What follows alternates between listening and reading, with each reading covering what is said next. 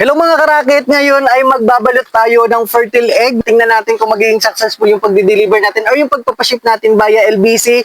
Nag-order muna siya ng 15 pieces, itatry niya muna yung magiging incubation sa mga gantong klase ng fertile egg sa Rhode Island Red na alaga natin. So ayan, na-harvest natin to kahapon din, nag-partial lang ako kahapon, tapos nag-add na lang ako ngayong maga kasi hindi tayo nakakompleto kahapon kasi ilan lang yung ating ibinibreed. So ayan, kung gusto niyo mag-order ng mga gantong klase ng fertile egg, nag-ship naman tayo. And eto, ipapak na natin to. So naghanda lang ako dito ng mga papel. Tapos nag-cut na rin ako dito ng bubble plastic para maging safe yung ating packaging ng fertile egg. Medyo maselan to, fragile. Tingnan natin kung nakarating kay sir ng maayos. Kaya tingnan na lang natin kapag may feedback si sir na sana naman maging okay, wala maging problema sa courier.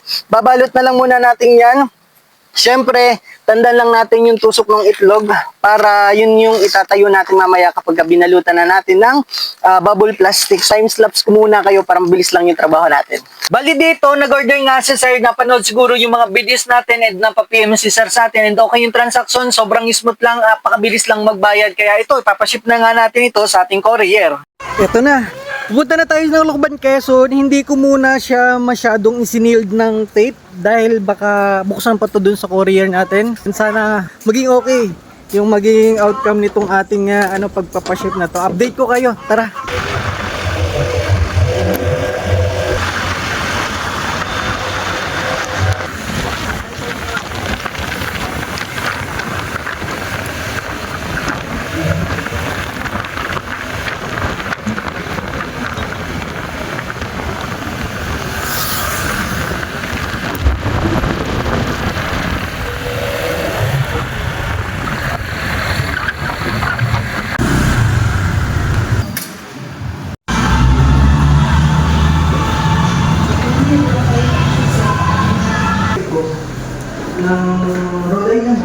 Goods na.